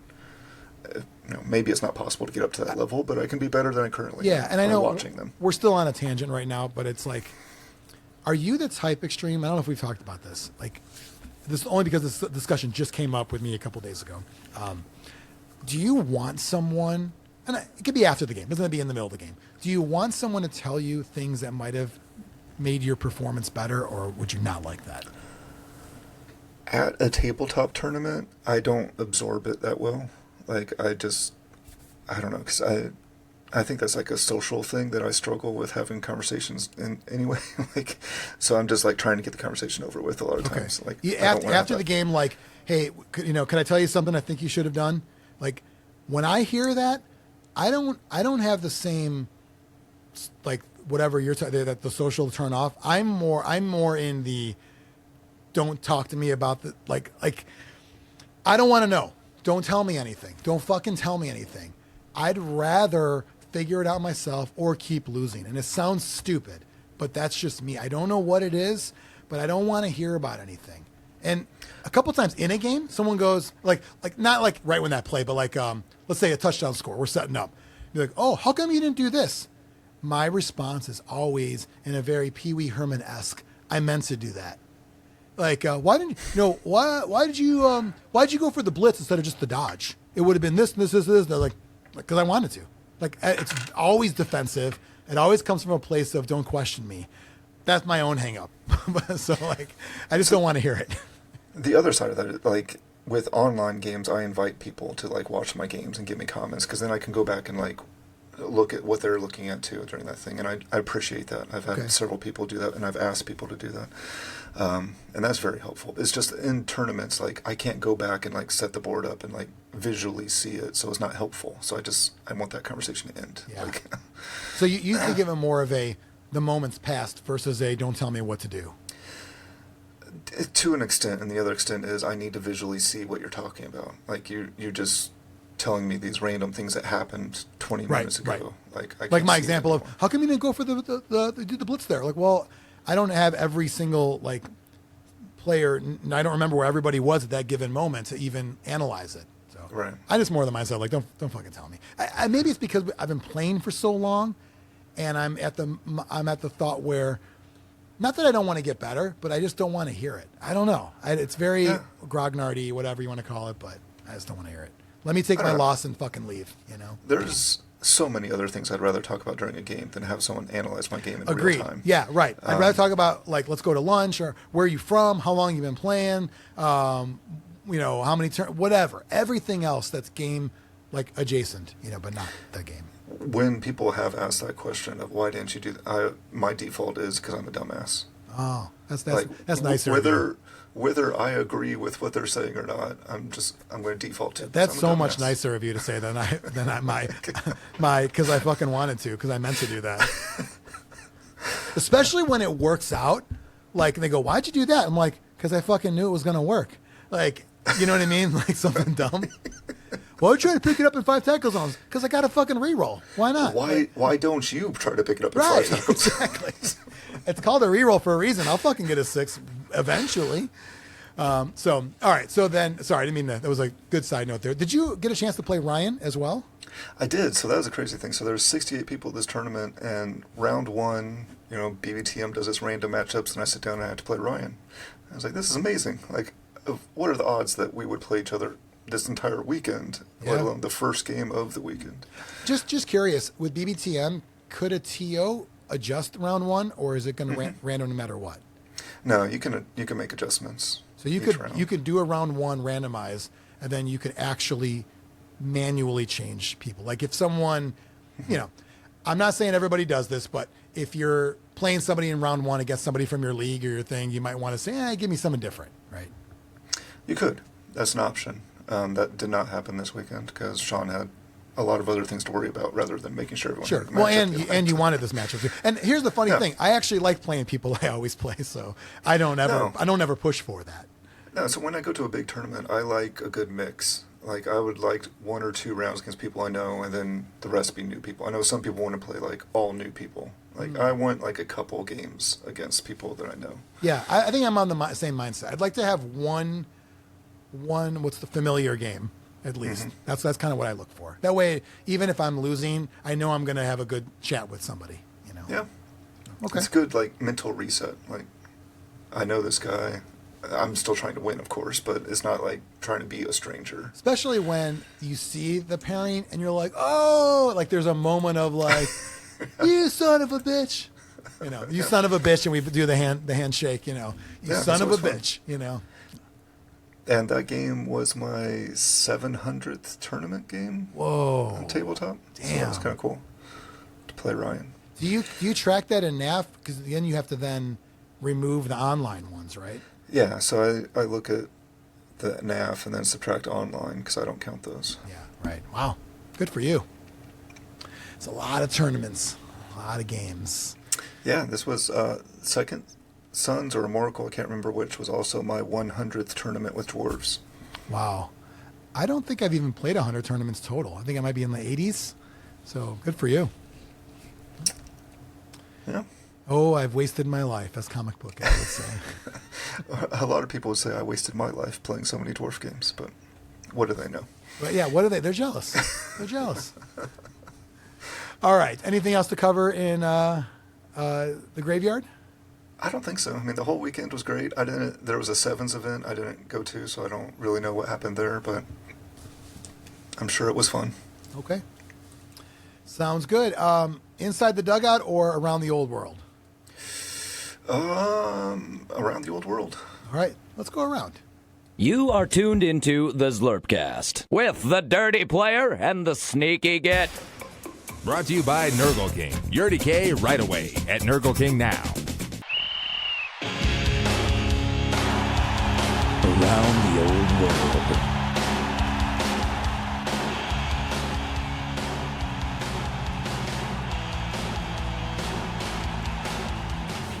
All right.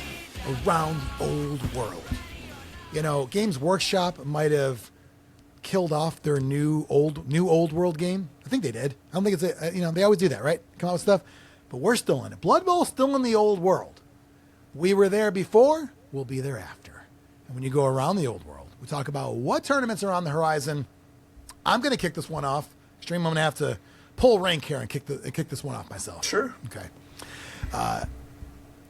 Around the old world, my tournament coming up, Feats of Strength.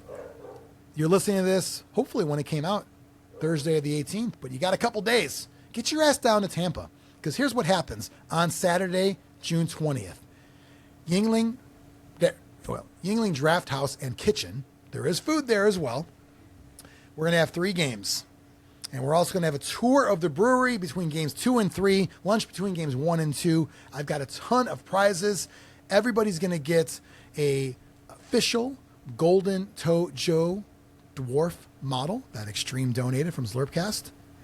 Get your hands on that, because next year it's probably going to be a star player you can buy for this tournament. You'd have that option or the option of upgrading a kicker. I'm kicking around that idea for the tournament. So get your hands on one of those for sure. You're going to get some bottle caps with the logo. You're going to get a coaster. You're going to get stickers. You're going to get 2D6s with the logo on the 6. You're going to get a star player band to put around your star kicker. All kinds of cool stuff. Lots of great prizes. I got a cool scenery pack for building a dungeon out. I got a lucha dwarf, as I call him, kicker, painted up prize, all kinds of good stuff to give away. I want to see you there. So come on down to Feats of Strength in Tampa, June 20th. You soup up a kicker. You give him all the kicking skills. Kick, punt, put the boot in, steady footing, sure feet, leader, pro. It's going to be great. No stars, no prayers, the way Blood Bowl was meant to be. We don't want stars. We don't want to pray to anybody. Dare I say, do not worship Nuffle, no prayers, and do not worship any false idols. Those would be those star players as well at the same time. I like that. Yeah, just made that up. Pulled it right out of my asshole just now. I put together a roster, Xtreme. I'm going to run it by you. I hope I get to play, because as we mentioned earlier, this is my first tournament doing BBTM, and I cannot wait to use it. I've got all the rosters uploaded already. If someone didn't give me a team name, I've already named their team for them. For example, I just got a human team. They became more human than human, like White Zombie, because you didn't give me a name. And I loaded up all the rosters, got everything all loaded in. I'm waiting on 2 rosters right now. I have 15 people currently. The room holds 28, so trying not to dwell on that, because the room was $800 and I'm buying the tour, and we have a food and drink tab minimum of $1,000. This is not going to be, we'll see how it goes. I'm going to have to talk my way out of something. I don't know. We'll see. But I'm hoping a few more people sign up, so please come on and join us. Yes, it's $45 for a tournament. So anyone thinking that's a lot of money, forget it. I'm just saying, back in the day, Xtreme, how many times did we do hotels for every tournament? All the time. Yeah. And we drop $100 on a hotel wherever. Even if you split it with somebody. And gas to get somewhere. I'm just saying, I know money's tight, I can't tell, but it's not going in my pocket. If anyone wants to see the books, please let me know. I'm happy to share the books with you. Here's my roster. Xtreme, you're going to be proud of me for bringing the Dye-Town Scares, the team that you painted up. The 85 Bears theme, the 24-85 Scares, coached by the one and only Merc Gitka, will be there. I'm using him as Old World Alliance because for the first time ever, I've always played him usually as a human type team. A human or Norse or nobility, you know. For the first time, Old World Alliance. I'm not going with a typical OWA roster, though. It's basically a human team with one add-on. A new recruit to the Scares. He was frozen in the past, in, I would say, the 2460s, and brought back into the 2480s. And that would be the one and only Troll Slayer that looks like a werewolf, Dick Buttwolf. And nice. Dick Buttwolf, number 51, retired jersey for a reason. He's got all the typical Troll Slayer skills. Xtreme, what do Troll Slayers come with? Block and Frenzy, Thick Skull. Yep. And Dauntless. And Hatred of Trolls. And he hates trolls. Yeah. I also gave him Wrestle and Strip Ball. So he's a motherfucker. He's going to motherfuck some people. That's what he's there for. So he's that guy. Big old werewolf that's going to be there. He's my one non-human. I've got an ogre, which is going to be the big bear. Scary the bear. I forgot what I called him. I gave him block just to make it simple. And Salter Painton, of course. Got to take Salter. He comes with block and tackle. As a human blitzer, I gave him dodge. The rest are all human linemen. 4 rerolls. That's the team. Very simple to play, simple to use. I get to use one of my favorite teams that Xtreme painted. I get to check off another box, OWA, because I'm probably not going to play them normally. Great team, but I have already so many different dwarf and dwarf-like teams that I don't necessarily want another one with all those. But looking forward to it. I hope I get to play. As it stands right now, I will be the 16th coach that gets to play. So with BBTM, I should be able to do that. Extreme, would you say someone like me who has played in tournaments that he's run before, including pen and paper tournaments that I've run before, I should be able to play my game no problem with BBTM, right? Absolutely. Okay. Yep. Would you ever consider playing in Zlurpy Bowl? I'm planning to this year. Oh, yeah. Okay. I've done it in the past when we were doing it with Score. Oh, I didn't know that. For some reason, I always thought you needed to feel like I got to man the computer. No, I always made sure I had somebody to play the last round, so I had to have that last round time to get everything ready for the awards. So you would do odd man out, but you would split duties? Mm-hmm. Okay, because you wanted to play. Yeah, I didn't mind playing. Yeah. I hope I get to play. We'll see. If I had to choose between a full group of 28, the max, and me playing, of course, I would love more players, so please sign up. But as it is right now, I would be playing. And I also get a chance to use my kicker model, Scavenge Butthead. Awesome kicker model. It's the first time I got to use him as a true kicker with all those skills. So looking forward to that if I get a chance to play. More details on the Florida Blood Bowl Facebook group. Also, it's been shared on Zlurp Nation before. It's been on the Zlurpy Discord. It's on the Florida Discord. It's everywhere. There should be no shortage of information about Feats of Strength 1. First of many, and the only kicking-themed tournament that I can think of that's out there. So I'm excited to run a tournament that is not at a game store. Love my game store tournaments. They're all great, but I'm not at that level anymore. For me to run a tournament, it has to be heavy theme, which everyone knows it's always been my thing, from Headbangers Ball to creating Stupor Bowl to Heroes Challenge, the Bunker Brawl. They're always theme heavy as well, and at a different location. So at a brewery, seems like that's where Blood Bowl belongs. Like in England, they go to a pub, they play. You don't see that much in America. So that's what I'm doing. Hopefully it works out. Xtreme, I'll save you a spot. I wish I could be there, but I can't travel to Florida this weekend. But I'll keep myself busy here locally. I have a full weekend of Blood Bowl myself. You do have your own tournaments. Do you want to touch on that? Sure. So Saturday the 20th, I will be at Summer Boot Camp, which is a tournament that Shooty is running. And it is all linemen plus 1 star player. And the only skills you can give your linemen are skills that star player has. So it's like the star player is teaching the linemen how to be. How to be him. Yeah. Or her. I thought boot was going to be like stealing my theme, like put the boot in and all that. So, okay. No, just boot camp. Okay. So I got that going on Saturday. It's going to be a lot of fun. I think it's going to be a smaller event, but it'll be a good time. I will be playing Undead for the first time. Oh, wow. So. That's, is it the same team you've always had? The old Undead team? No. I don't know what we want to call it. Did some kind of like speed painting on an Undead/Necro team. Okay. I painted the full collection of models in under 3 hours. Whoa. And they're not horrible. So it's, so I'll be playing them. They're like, I forget which company makes them. They're a Cthulhu-based Undead team. Okay. Cool. Yeah, I think I might have seen those before. Like I like going on Etsy and looking at all the different like team shots, and really cool. And I should probably throw out there, Koda's Miniatures in Florida. Reach out to them, and I literally gave Devin screenshots, and he had everything, found them all.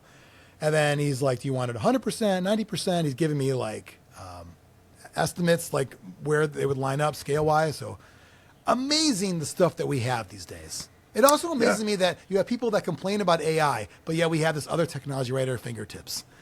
And that's okay, but one of them's not okay. It's like all technology is good shit. Yeah, I contacted Koda for my OWA team as well, and it was a collection of a bunch of different like models from different Torchlight teams, and he's like, "Yeah, no problem." Yeah, I was like, awesome. It was. I don't have to buy 4 teams instead. I could just get the models I want. Yeah, I mean, like it was like 7 models, and it was like $25, like shipped. I mean, it was amazing and great quality, like really good, whatever it is, resin, whatever that is. So, love it. So summer boot camp, Undead for the first time.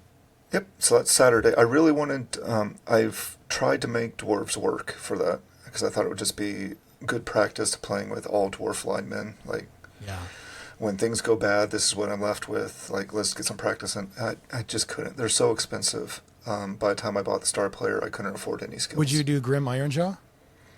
I was looking at Snowpelt. Okay. Because he's pretty awesome now. Very and awesome. Then I was just going to give 4 dwarves Mighty Blow, but I couldn't even afford any skills. So it would be just linemen, Snowpelt, and I think 2 rerolls. Because the lineman and the strength thing. Yeah. Okay. But yeah, so I'm going to play Undead. It's going to be a good time. And then after that, Sunday, I'll be going to Louisville for a tournament at a brewery as well. Oh, that's awesome. Look at that. Yeah, what a trend that we're starting. I love it. Yeah. So this one is King of His Castle. It's a Father's Day themed tournament. King of the Castle. Immediately think of Borat. How do you not? Producer, fuck nuts. Insert a why you laugh here. And Why you laugh? there it is. All right. Had to get that. So that, I think, is also going to be a smaller event, but it's going to be a good time. I'm looking forward to it. Both my children have to work on Father's Day, so I had the day free. So I was like, hey, let's go play Blood Bowl. So many options for tournaments wherever you are. Great to see. The game's bigger than ever. Anything else? Not in around the old world. Okay. Let's, before we go inside the dugouts, I've got a very special back in the day segment. Extreme, when you hear this one, you're going to shit your pants. First you're gonna kill me, then you're going to shit. Are you going to shit or are you going to kill me? I don't know. This is going to be, I'm digging this up from episode 19, probably either late 2010 or early Dangerous. 2011. Yeah, dangerous. I took out, there was a bad word in there, like a word we don't say anymore. I'm sure there was. Not as bad as you think, but still something you don't say anymore. It's not that bad, though. I took that out. The actual segment is Good Dwarf Bad Dwarf. Instead of doing those again, we're just going to replay an old segment where Xtreme and I take opposing viewpoints on arguing about the sportsmanship side of running up the score. I'm going to play that now. Xtreme, let's listen. I'm going to assume I was right. I don't know. The jury's still out. We're waiting for feedback. Currently, nobody said anything. That means nobody's listening. So we're going to play that right now, and then we'll see if it still fits in today's world. All right. Back in the day, Good Dwarf, Bad Dwarf.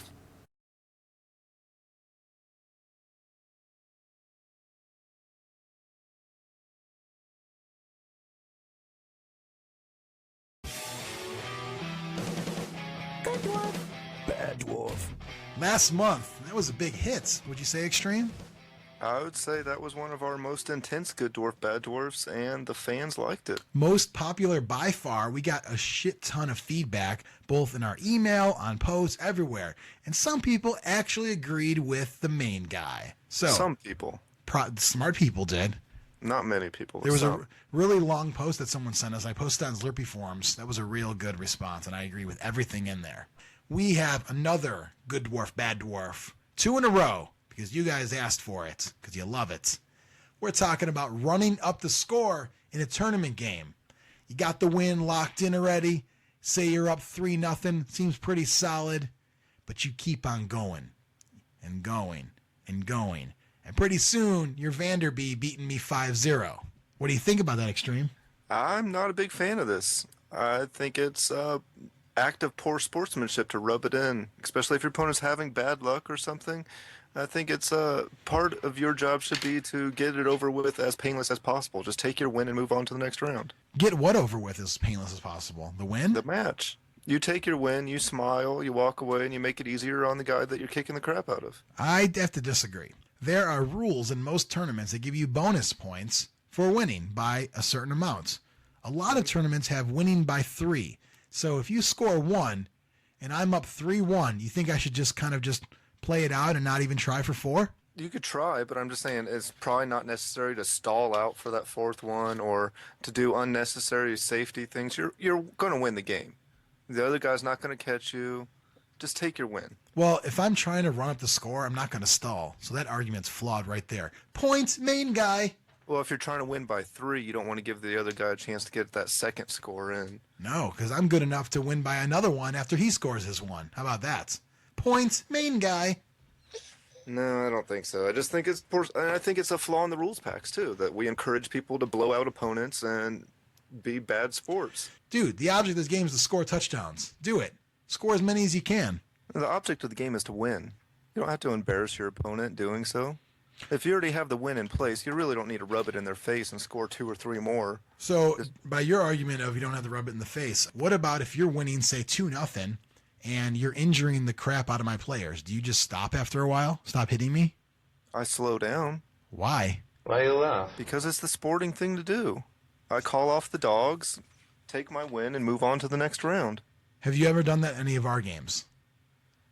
I don't think so. And I'll tell you, if you did, I would have punched you. Don't do that.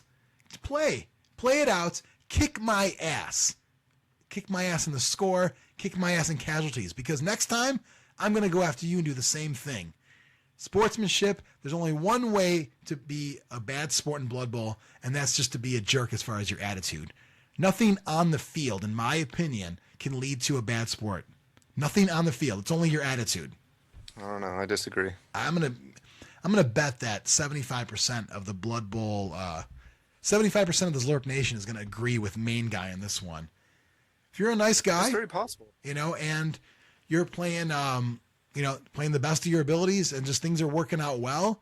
You can do kind of like Vanderby, for example. He was playing me, he beat me 5-0 in that recent tournament. Put a ring on it. He was like, man, I don't know what's going on here. These dice rolls are unbelievable. And I was like, yeah, what are you going to do? I mean, that was actually pretty nice of him from a sportsmanship standpoint to be like, hey, man, it's not me, it's the dice. But it didn't stop him from doing it. He's still going to score. Why wouldn't you? I'll take my 2-1 win. Why? Take your Miss Congeniality award, too, for being a nice guy award. Nice guys finish last, and I should know. The irony of this is that I've never been voted most sporting, so maybe I'm doing this all wrong. Maybe to get the most sporting award, you have to kick everyone's ass. Yeah, we should look in the Zlurpy Hall of Fame and see who won the most sportsmanship awards. I think usually it's the people at the bottom of the standings that win the most. Why is that funny? Why you laugh? I don't know. It just is. One day, I want to see a tournament where whoever took first place also got the best sportsman. That would be awesome. That would be awesome. It would never happen, though, because people like to spread out the awards. Maybe I'll go against the grain in all of my tournaments going forward and take away that whole spread the wealth stuff. You know what? Because we're not giving prizes that much anymore. Now we're just doing trophies and awards. So, why not? First place, most touchdowns, most casualties, best painted and best sportsman. goes to Mike Muller. Everybody else, have a safe drive home. Good night, folks. Oh, and second place went to him as well. I don't know how that's possible. He was playing 2 teams at once. That or like 6 people tied for second, so we're just going to give second to first. Too many to decide. No, but seriously, sometimes you just have one of those games where you just kick ass and everything's working. It's not going to happen again, or at least for a while, so take advantage of it. That's what I say. You can take advantage of it and still win 2-0, 3-0 without running it all up. It's, whatever you have to do, blocking unnecessary blocks and setting up crazy stuff at the end to score again. Why not? Hold on. It's not necessary. You have the win in hand. Okay, league game. Building up your team. Different story or same thing? Different story. Why? Star player points. But wouldn't you rather be an asshole to somebody at a tournament that you might not ever see again than to be an asshole in a league game with one of your friends? No. Really? Because the people that I'm playing leagues with that are friends know me and know that that's just the game and that's the way it went. People at tournaments, that might be the only time I ever see them. You don't know how people feel and you can't speak for them. You could do that in a league game. You could play Frank and beat him 6-0. I know that would never happen. He would totally kill you every game. But all right, you're playing Gold Member and you're about to win 6-0. And then he's like, you know what, Brian? Maybe I don't want to hang out this Saturday and watch Windy City Heat. I told him to stay the fuck away. I don't know. I don't want to hang out with you this weekend. No, I just don't feel like it. That's because of you kicking his ass 6-0, right? That's what you would think. I say nay. You beat his ass there. You beat his ass at the tournaments, and he should thank you and ask for another beating somewhere else. Blood Bowl. It's not for the faint of heart. Where the goal isn't to win anymore, is to blow out your opponent and embarrass them in front of everyone. If you can, sure. Interesting. If you can. If you're good enough to beat somebody that bad, do it. I think Bamf beat Heather 6-0 at a tournament, or 5-0 in his Zlurpee Bowl. And guess what? I beat Blue Blob 6-0 at Zlurpee Bowl 3. How'd that make Heather feel? Shitty. But you know what? Right. Was that necessary? She felt shitty after every loss. It doesn't matter. I beat Blue Blob 6-0 at Zlurpee Bowl 3. And I did the even extra sporting thing, except I did it in a dickish manner. You ought to put extra guys around the ball before you try to go pick it up, buddy. Because that's what was happening. But, I mean, it's like, what am I supposed to do? He ran over to pick up the ball with his thrower, and he failed. Am I not supposed to leap over with my war dancer and pick it up and try to run in? Come on. It's part of the game. Play. Don't puss out. Well, that was fun, Xtreme. Do you still think that running up the score at a tournament is bad sportsmanship? This was 15 years ago. Do you still think that? I don't know if I thought that then, now, or in the future, but that was an argument I made. When that was recorded, it was before I beat you 5-1. It was. I was thinking about that the entire time. So was I. Playing. So was I, yeah. That's... I don't know. It was interesting. Hope you guys enjoyed a blast from the past. I love digging up clips from the old ones. It's kind of a fun little thing to do. There's always some nuggets out there. Now, Xtreme, it's time to go inside the dugout. And by the way, what's lurking in the dugouts? It might be some league play, but also be a non-Blood Bowl game waiting for us inside the dugout. Let's play that intro right now. Brought to you by McMurdy's. Ba-da-ba-ba-ba. I'm loathing it. You are tuned into the Zlurpcast with Xtreme and Jonny P. Lodging to a speaker near you. That's what we are. Inside the dugout. In the intro of the show, Zlurpcast, you hear like a... Can't do it. That's where this is from. The audio. It's fun. You ever watch like a behind the scenes of an older movie, and they show you how they made the sound effects? Yeah. Like actual like paper crinkling or like cans, and they have that stuff in the studio. They're like throwing fucking garbage around. Like that was how they did it. I love that. The wood blocks smacking together. Yeah. There was I think it was the original Star Wars. I watched something about all the sound effects there. I'm like, it's pretty fucking cool. Well, inside the dugout, that's where we are right now. Yeah, we're in it. We're in it. Some people like to be in the batter's box, wrong game. In the on-deck circle, wrong game. We are inside the dugouts because in Blood Bowl, there is a dugout. And inside that dugout, we've got the Armada League that I'm in right now, and I'm doing horrible. Last league I went like 1-8. I didn't even play my last game. I fucking bailed. And Chaos Dwarfs, the Maidenhead Roadies. This league, I went with the Shamrock Shakes, my Wood Elf team. Problem was, my first game was against Austin, great player. He destroyed me with 2 actual kills. So I was already in like journeyman hell. Like get enough money, buy a lineman. And then one goes injured, get enough money, and then I'm losing catchers and war dancers and all of that. So I've always been coming back. I finally now, 5 games in, feel like I've got a full team that can compete.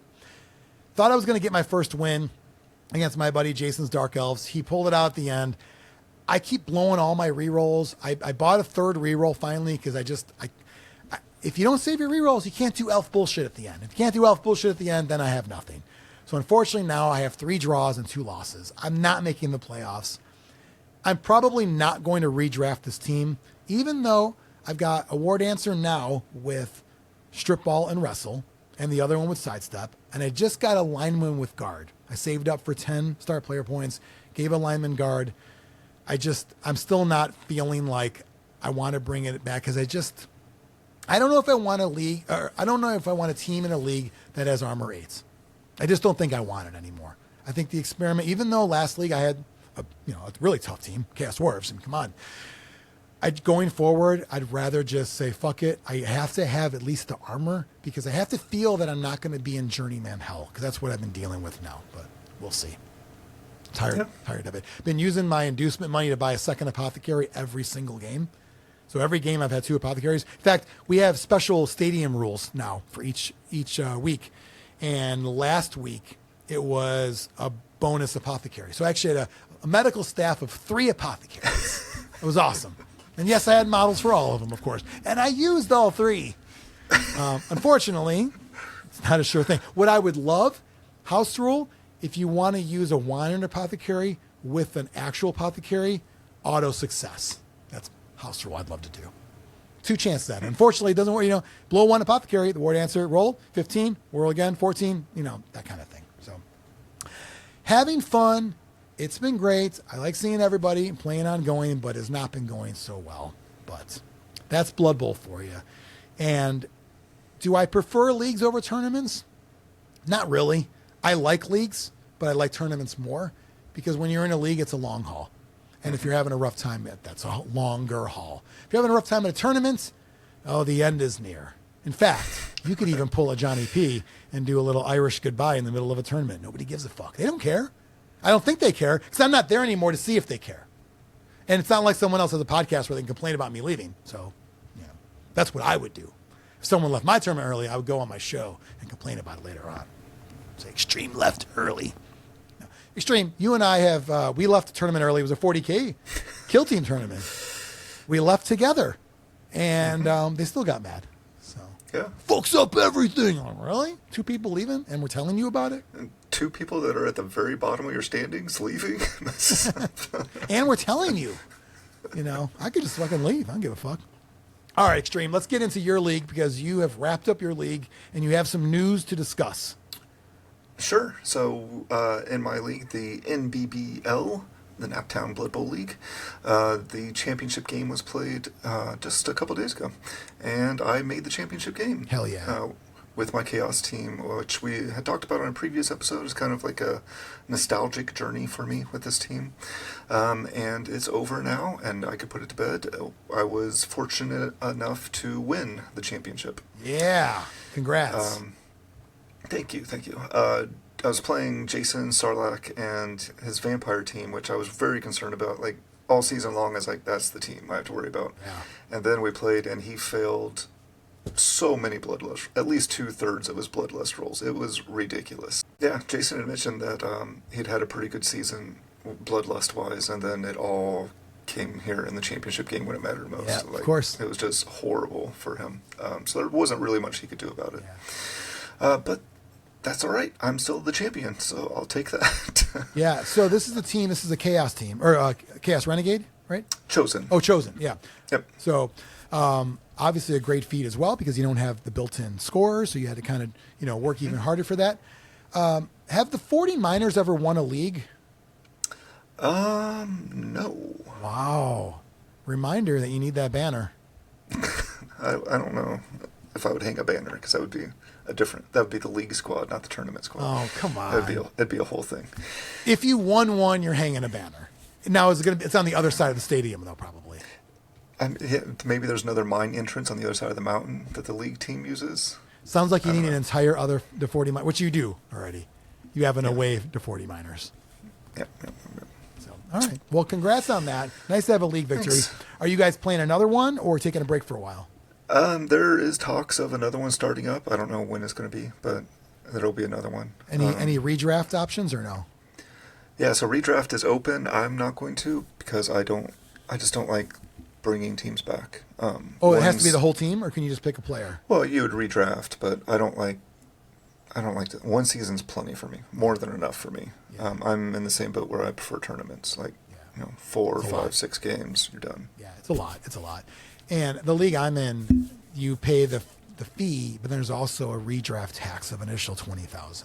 It goes away once it starts, but it's a lot. So like, there's a guy in my league who has it's a bull centaur with block and dodge and agility 2+, and he just ruins everyone's day. He's unbelievable. It cost him $350,000, I think, to buy him. He only bought one bull for his team instead of 2 because that took all the money. But he's still fucking dominating, So there you go. Oh well. So leagues are a lot of fun. I think it's nice to have the option of both. Tournaments, keep it fresh. Leagues, you're in for the long haul, for the good or the bad. If I was dominating and kicking butt, then hey, different story. Maybe I'd be happy about that, but not happening at the moment. But if you needed a shorter game or something to play in between games or after games, I think our friend Charlie Victor has something for you. He does. Brand new card game from Charlie Victor Products. As a reminder, charlievictorproducts.com for your source of the best Blood Bowl accessories. The Zlurpcast ball liquor token, that's on there. The best skill rings around, including combo skill rings. You get block, dodge, wrestle, all that stuff on one ring. Get all that stuff at charlievictorproducts.com. Xtreme, tell me about this card game he's got coming out. Yeah, so right now it is a pre-launch Kickstarter page, so you can't see the full details, but you can get enough of a taste of it and follow it, so when it does go live, you're ready. It is called Pitch Clearers, and it takes place after the game. So it's the guys that run onto the pitch and clear off the pitch of all the things that have been thrown onto the pitch, the body parts and everything else. Cool concept. Yeah, so it's a game that is supposed to finish in about 15 minutes.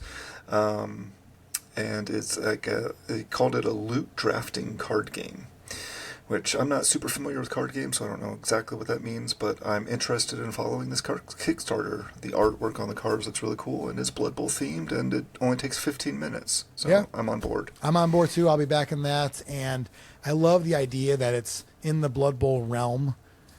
Like, what was the Blood Bowl card game? Was that pitching, or what? I forgot the name of it. Yeah, I forget the name of it. Team Manager? Yeah, that's it. And I tried it. It was okay. I don't know. I think if I wanted to play a Blood Bowl game that isn't Blood Bowl, I prefer Blitz Bowl to Team Manager. But either are in the same universe. This is along the lines of you're still part of the Blood Bowl thing. It's just a different game. And the pitch clears. So what kind of stuff could you find on the pitch? Body parts and... What coins and pieces. I don't know what was on the artwork here. A stray helmet, it looks like. Some coins. A broken horn. Any confirmation? Blood, guts, fingers, and toes. There's an eyeball, a gouged eye. Okay. Violent J would be happy. Blood, guts, fingers, and toes. That's all you need. That's all you need. Yeah, it sounds like there's a little bit of everything on there. Maybe you'll find some old Lurv potions on there. Who knows what you're going to find on the Blood Bowl pitch. But yeah, just the biggest appeal for me is that it's a very short game, and it's in a Blood Bowl theme. So I'm interested in giving it a look. Yeah. More details. I know I shared it on the Zlurpcast.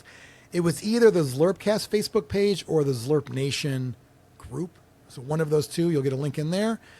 And I do believe if you go to Charlie Victor's website, you'll probably get an ad for the game at some point too, because that's what you do when you're advertising. So I cannot wait to back this Kickstarter. Me either. Well, Xtreme, I think it's time to say our goodbyes. Probably. It sounds like we both have a busy weekend. Yeah, a lot of stuff going on. Follow along. Zlurpcast everywhere, all the social medias, zlurpnation.com, bloodbowlpodcast.com. Get a blood or a ball liquor token. You can get a blood liquor token if you want to. A bloody ball liquor token. Whatever you can find. Spicy. Yeah. And also, make sure you follow along. Xtreme has been doing a great job in the Zlurpcast Discord of giving a topic of the day. So if you're of the type like, hey, I just want to chat Blood Bowl all day. I'm not in one of our regions. I just want to chat about Blood Bowl. Join on in there. And the link to that Discord is at zlurpnation.com, along with all your other favorite links. Until then, like, subscribe on the YouTube version. Tell your friends. We'll hopefully share some clips of the show as well. And we just want to have some fun playing this game and hopefully see you at a tournament coming up. Well, any closing words, Xtreme? You're just going to do the finger up. Girls just want to have fun. That they do. That they do. All right. Bye-bye.